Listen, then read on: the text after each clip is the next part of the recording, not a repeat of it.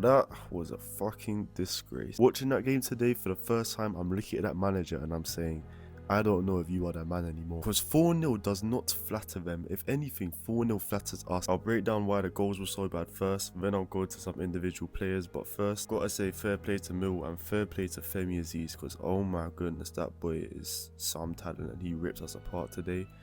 And honestly, just across the pitch, I thought they wanted it more. They had a bit more bite in their challenges. They were up for it. They understood what this game was. First goal of the game, yes, it's a shambles from Ramsey at the back post once the ball is delivered. But I'm looking at our new left wing back Chambers and I'm seeing a player who is not fully fit. Because there he is here, and this is Femi Aziz. As that ball goes into Femi Aziz, the distance between him and Aziz is actually okay. So why at this next frame at the point when he's crossing the ball is that how big the distance is? Because Kramer was not a threat. I've watched the clip in full. Femi Aziz proceeded to miss a huge chance after that first goal, and once again, it's a shambolic defending from Chambers. And listen, I understand he's a young lad, he hasn't played in a while, we didn't have a lot of other choice, but at this point, I mean, excuse the fact the frame is a little bit off, but he is ahead, he's in a good position, his starting position wasn't bad, but he didn't have the sharpness, the intensity needed. They then miss another sitter at 1-0. I mean, do you see what I mean when I say it could have been so much worse? Comes from transition. I mean, I don't want to be too harsh on Cabaret, but the only possible reason I can think of him being there instead of Coventry is perhaps he has a bit more legs. Okay, well, there's a transition. He's on a yellow card, but he still goes as if he's going to dive in and then pulls out, so it's easy to knock it around him. If you're on a yellow card, just stand off.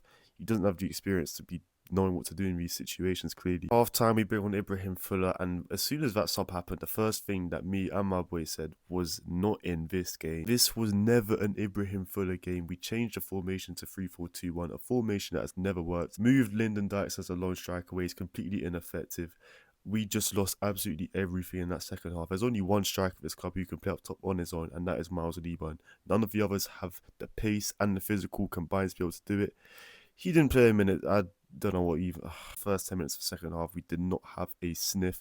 And then we make this triple sub, which I just think is just horrendous game management. Because 10 minutes after changing the shape, you're then changing the shape again. And this is the sign of a manager who is in trouble and is running out of ideas. We changed to a 4-4-2. However, we've got Fuller now on as a right mid, when Apter really should be the right mid if we're playing 4-4-2. So then we were back to 2 up top, but we cannot play out.